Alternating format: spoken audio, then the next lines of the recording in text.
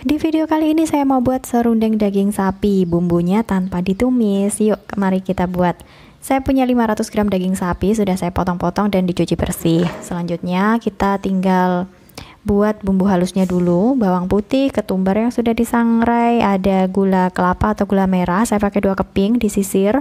Garam saya pakai setengah sendok makan dulu, kalau kurang nanti bisa ditambahkan lagi ya. Sama asam jawa matang tanpa biji sebesar kelereng, dan sedikit air. Blender bumbu hingga halus. Selanjutnya campurkan bumbu halus ke dalam daging. Ini dagingnya sudah dipotong-potong, tebalnya kurang lebih 1 sentian ya, 1 cm. Kita campurkan aja bumbunya ke dalam daging, aduk-aduk dagingnya hingga semua bumbunya tercampur rata. Nah, setelah ini baru dagingnya itu didiamkan selama 30 menit di dalam kulkas. Jadi biar bumbunya tuh makin meresap ke dalam daging sapi. Setelah 30 menit, keluarkan dagingnya dari dalam kulkas. Ini mau kita rebus ya, tata daun salam dan daun jeruk di dasar wajan. Lalu letakkan daging yang sudah dimarinasi satu persatu supaya bentuknya nanti bagus teman-teman. Tidak melengkung-melengkung atau tidak belok-belok ya dagingnya.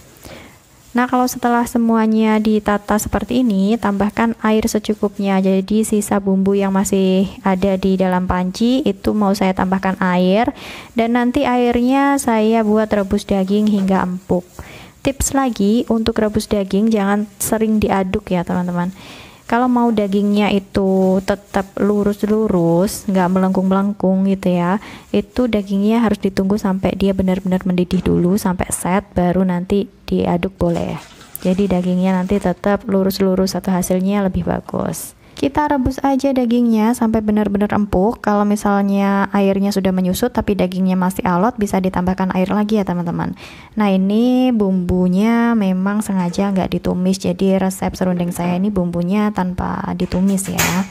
Kita tinggalkan daging, sekarang kita beralih ke kelapa parut. Saya pakai kelapanya setengah tua, 1 butir diparut. Saya tambahkan kunyit bubuk biar warnanya lebih cakep. Kunyit bubuknya ditambahkan seberapa? Secukupnya saja. Kalau misalnya nggak ada kunyit bubuk, bisa pakai kunyit segar yang dihaluskan. Nah, nanti hasilnya kalau sudah campur seperti ini, jadi warnanya lebih cakep ya, agak ada kuning-kuningnya. Next, kita sangrai kelapanya sampai dia benar-benar kering ya, atau sampai kadar air yang ada di kelapa parut itu berkurang. Ini disangrainya pakai api kecil saja biar nggak cepat gosong, sambil terus diaduk ya, jangan berhenti ngaduk teman-teman, nanti takutnya sebagian kelapa gosong duluan. Nah, kalau sudah disangrai, kira-kira nanti kalau sudah kering ya, hasilnya akan seperti ini. Jadi disangrainya tuh sampai sebagian ada yang warnanya sudah kecoklatan seperti ini. Nah, ini sudah diangkat saja. Nanti hasil akhirnya seperti ini, cakep banget dan rasanya itu lebih gurih. Kita beralih ke dagingnya lagi. Ini dagingnya kalau masih belum empuk, silahkan ditambahkan air dan masak terus hingga dagingnya empuk. Jangan lupa untuk koreksi rasa. Ini tadi saya tambahkan setengah sendok makan garam dan juga kaldu bubuk rasa sapi sedikit. Kalau rasanya sudah pas, daging sudah empuk, tinggal tunggu saja airnya sampai menyusut ya, tapi jangan terlalu habis. Selanjutnya tinggal terakhir ditambahkan kelapa yang sudah kita sangrai terlebih dahulu tadi. Nah, ini tinggal diaduk-aduk sampai air kaldu dan juga bumbunya menyerap ke dalam si kelapa parut. Kalau sudah, nanti kelapanya akan sedikit lembab ya teman-teman. Kalau sudah seperti ini, baru dikecilkan apinya dan ini terus diaduk tanpa berhenti sampai kadar air yang ada di kelapa itu menyusut atau kelapanya semakin mengering ya. Seperti biasanya, untuk takaran resepnya sudah saya tuliskan di kolom deskripsi. Bagi yang baru bergabung, jangan lupa tekan tombol subscribe-nya ya, supaya kami makin semangat lagi untuk upload video-video terbaru cooking dan bento. Terima kasih.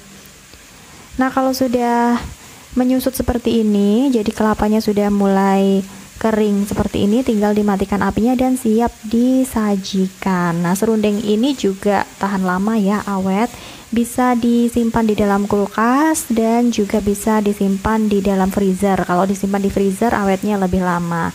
Nanti kalau mau menyajikan silahkan bisa di hangatkan dengan cara dikukus kurang lebih 20 menit. Nah, ini enak banget teman-teman, gurih dan juga ada manis-manisnya, cocok banget dimakan pakai nasi putih hangat, sambal terasi tomat dan juga lalap timun, atau untuk lauk pendamping nasi kuning.